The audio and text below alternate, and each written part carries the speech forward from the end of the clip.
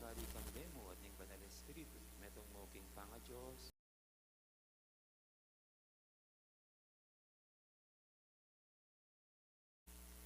Pamamasang hibad, king sulat ng San Pablo, karing tao Galacia.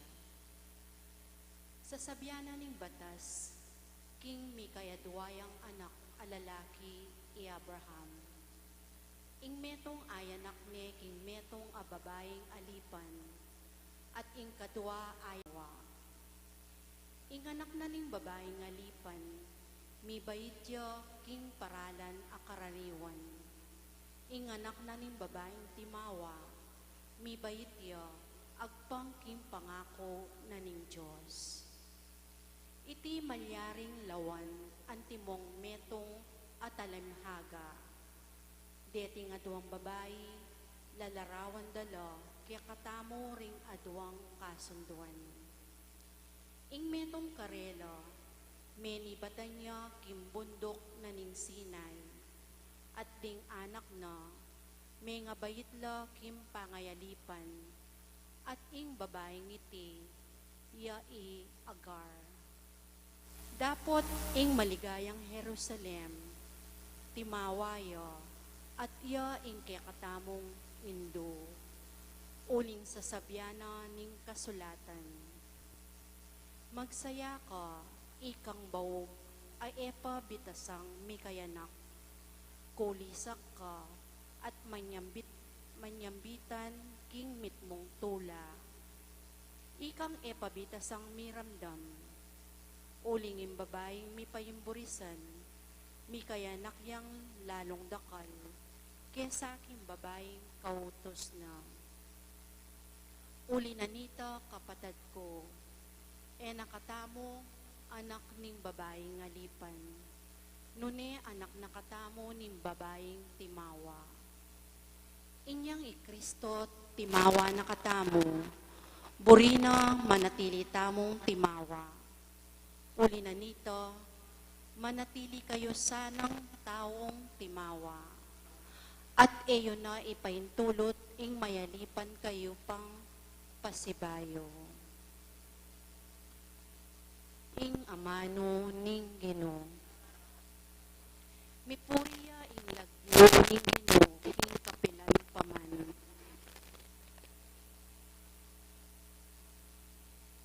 Ikayong talasuyo ning Ginoo, puryan niya ing kayang lagyo. Manano na sana ing lagyo ning Ginoo, ya ing puryan dangeni, at king kapilan paman.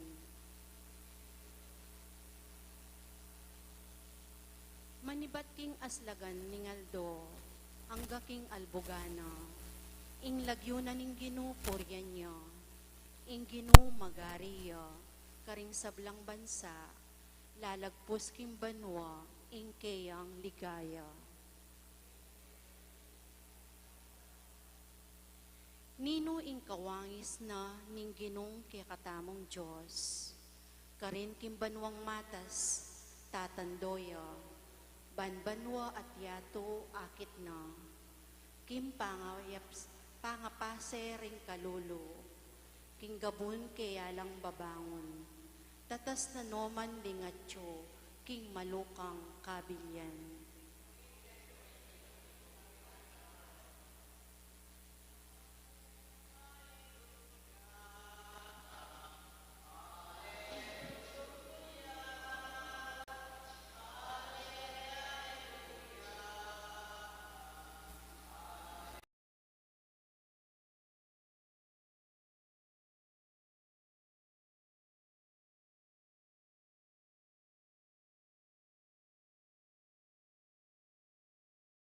Pepakilala karing mga biyasa at matalino.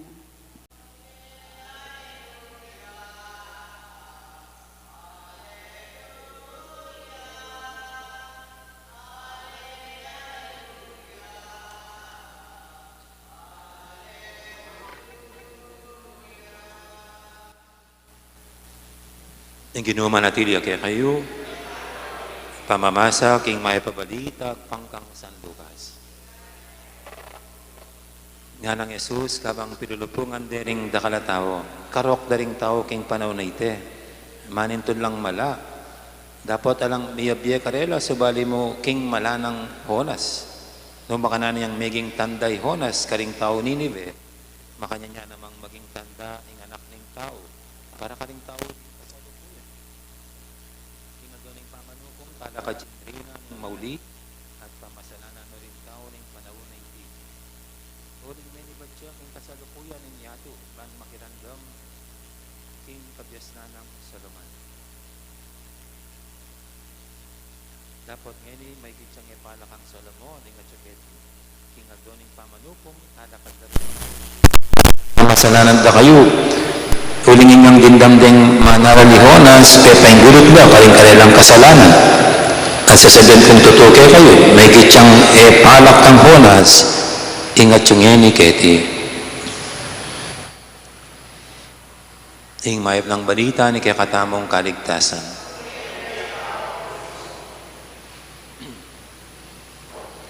Panahon po ng sipol at lagnat ngayon, no?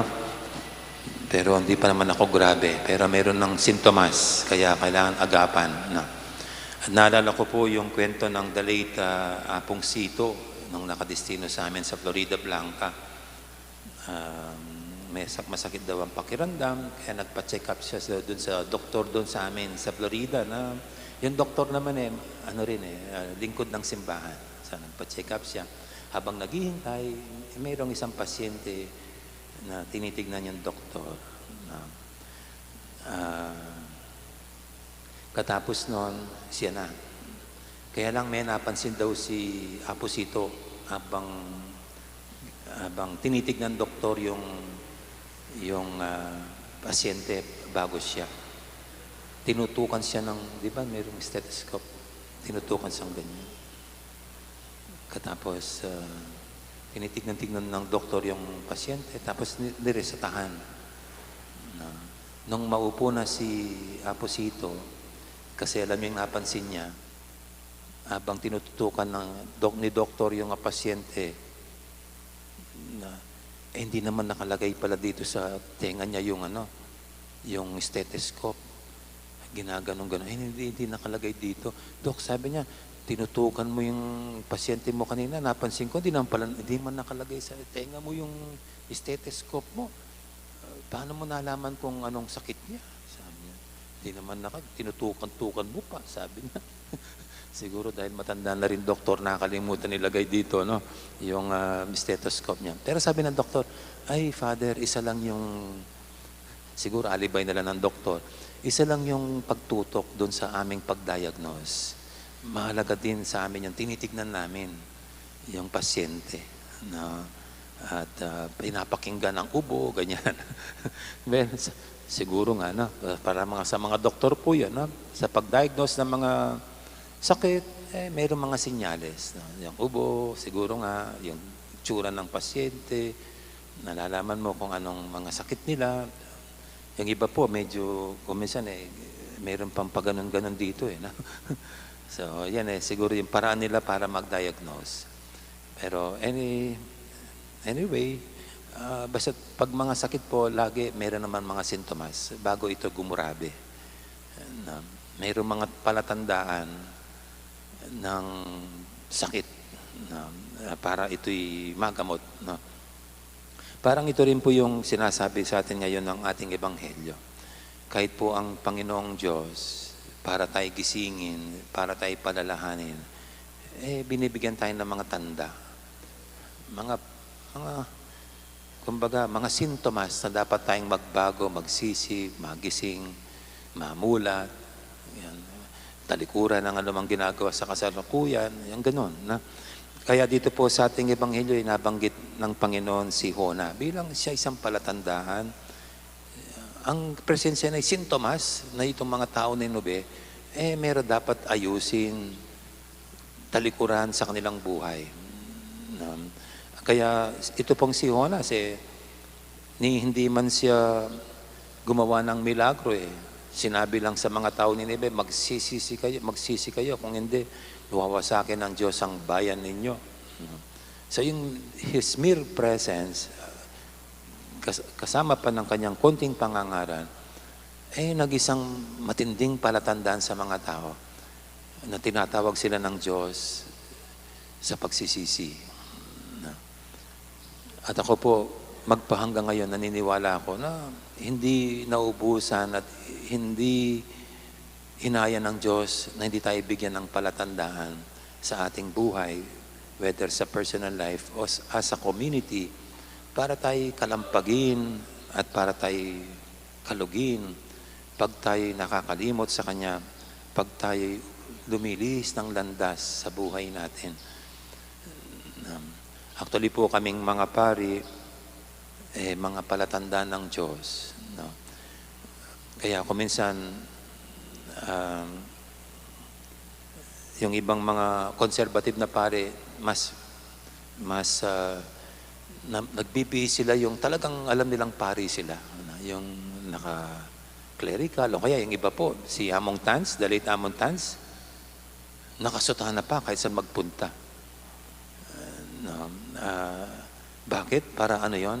Hindi dahil yan ang batas ng simbahan na dapat nakasuta na sila lagi. Kundi their mere presence ay reminder na sa mga tao ukol sa Diyos. Yung makita mo lang yung pare mapapakrus ka ng ganyan kasi maalala mo ang Diyos. No? Di ba? Pag nakita mo po yung mga madre, hindi naman nagsasalita. Sino bang kagad papasok sa iyong isip na sila yung mga lingkod ng Diyos kasi sa kanilang damit. So, ganito. So, ang Panginoong Diyos, magpahanggang ngayon po, tignan niyo po, maraming palatanda ng pinapadala sa atin in our personal life, as a community, siguro as a country, isang bayan, kaya para tayo palalahanin. Bakit? Kasi ika nga, hindi niya kinagagalak na tayo mapahamak, maparusahan, kundi tayo mabuhay. At mabuhay ng walang hanggan. Amen.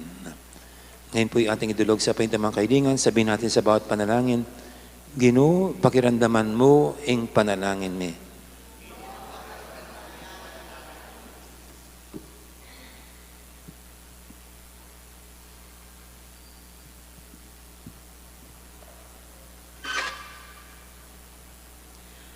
Para king Santa Iglesia Katolika, yasana ing maging mayayaki tatanda, para ka rin sa blang tao, banakit dang misusundo ing magligtas ng dapat Kristo, ipanalangin taking Ginoo. Para ka rin sa blang pamuntok politikal, akit do saring tandaning panahon, ako kulisak para king kalayan, katarungan panlipunan, at pante-pante makatawong karapatan, para ka ring sabla, ipanalangin taking Ginoo. Para ka ring daralan kasakitan, ingkarelang paniga po para saop at lugod, damdaman dasa at tanggapan din karelang kaparang tao, ipanalangin taking Ginoo. Para kaya katangan, akit talasa at damdaman ding tanda, ababiyaning Diyos kaya katamo, king kalikasan, kimbye, karing kapalyarian, king aldoldotang pamibiyebye. Apansinan tala naman sana, ring tanda ay paralata, king metong at metong, king pamagnasatang lugod, kapatawaran at pamanalastas, ipanalangin taking Ginoo. Ngini aduan tamo ing sarili tang kapagnasan.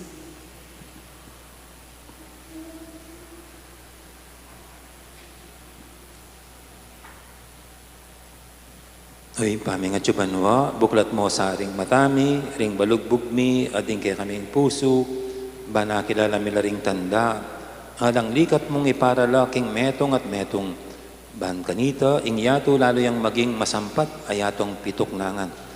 Iti adon mi, king kapamilatan ng Kristong ginumi.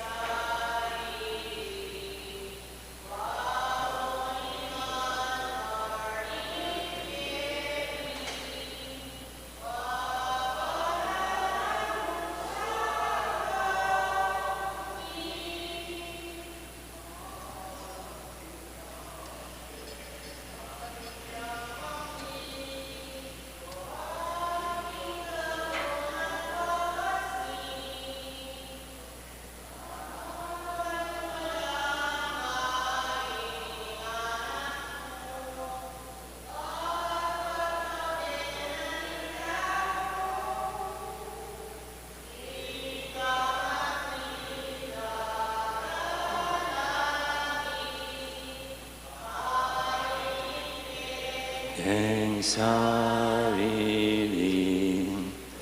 baboning altar ng bening pabanalan mo sa langit.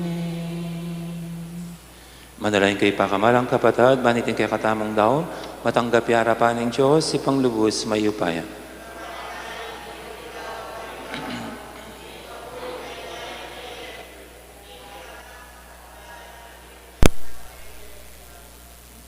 Oy, paming miglalang, bendisyon mo sana.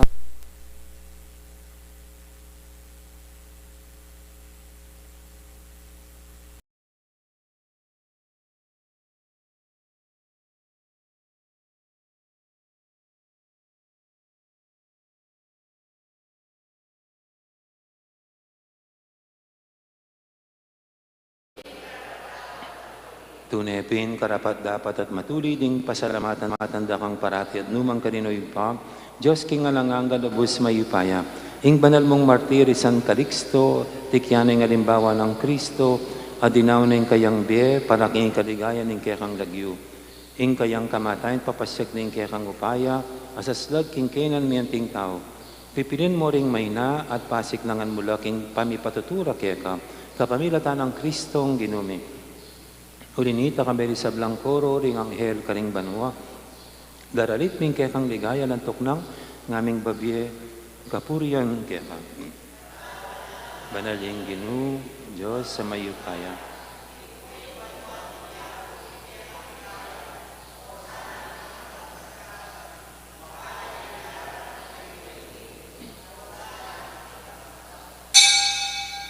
Tunay kaping banaloy pa, ikayong panibataning sablang kabanalan, ulinita pagparalampumi, pabanalan mo sa dating ayin king Espiritu mo, ban para kaya kami malyari lang katawan at dayam, ng ginuming Kristo. Bayami daong kusang lug, king pamaylasa at kamatayan, kinwaning tinape, te pasalamat siya kaya ka. Piraso na binyene ka rin kayang disipulo, nga natanggapan niya iti ko, nga natkanan niya. Tingin ka na akong katawan, amidawon, para kaya kayo.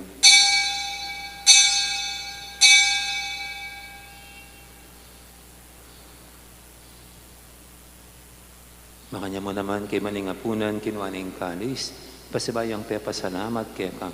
At binyening kalis, karing kayang disipulo, nga natanggapan niya iti ko, nga minum ko kaniti. Iti yung kalis, yung kanakong daya. Ing daya ning bayo talang hanggang tipan. Amibubu para kaya kayo, at para ka rin sablang tao. Ban kaya tami patawaran na rin kasalanan. Datanyi iti bilang kapigaganakan kanako.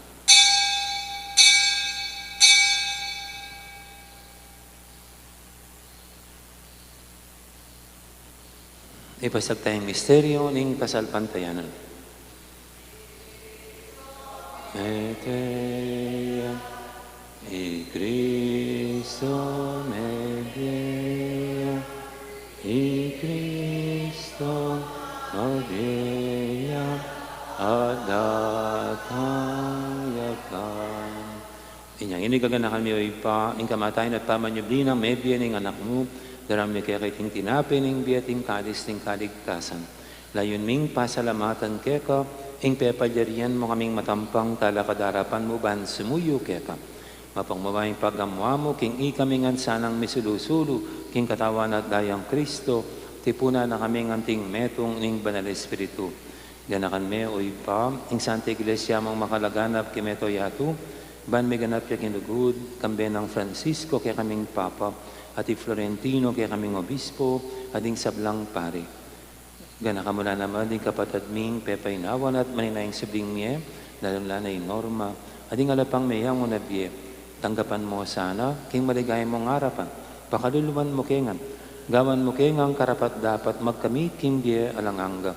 Bantayabi ng Maria, ing Birhen ng Diyos, kambe ng San Jose keng esposo, kaya bering apostol at ding sablang santo, at inupad kimalmong kaburian, king kekabaning panahon, purianda kat paligayan, kapamilatan ng Jesucristong kekang anak. King kapamilatan ng Kristo, kamben at kaya ipang mayupayang tatu, kaguming banal Espiritu, pupurianda kat parangalan, manggaman, king alanganga. Amen. Amen. Ngayon manalangin tangmit mong kapanaligan at lugod king ipa, kalingamanong tiro ng Ginoo kaya katamo. Ipami, Chokabanwa, misambanyay lagyo mo, datang kay kaming kayarian mo, may paminto ng loob mo kay tisulip, antipanwa, ing kakanan mi, king aldo-aldo, ibiye mo kay kami, king aldong ini, ampon ipatawad mo kay kami, ring sala mi kay ka, handing pamamatawad mi, karing mi kasala kay kami.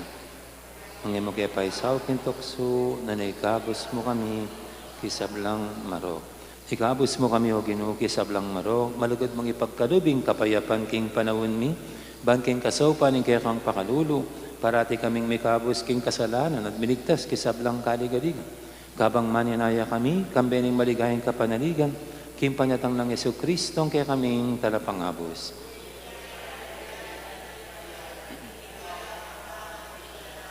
O Ginoong Jesucristo, sinabi ka rin kaya kang apostol, ing kapayapan na lakwang ko kaya kayo, ing kapayapan ko babiya ko kaya kayo.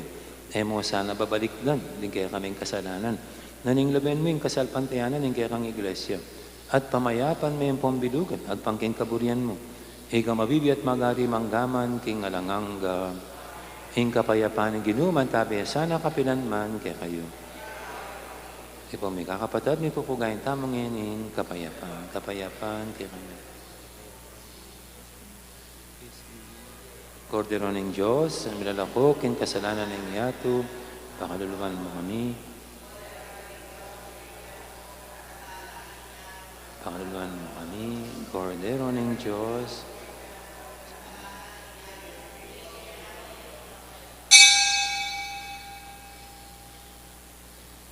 Yung malugod at maganakatamang Ginoo, ing Kordero ng Diyos, sa milalako, kin kasalanan ng yato, noon tamang makasadyang tanggap kayo, kaniting banal ng komunyon. Ginuwag matampang tanggap kaya ka, dapat sa kasming amana mo, tumayag na.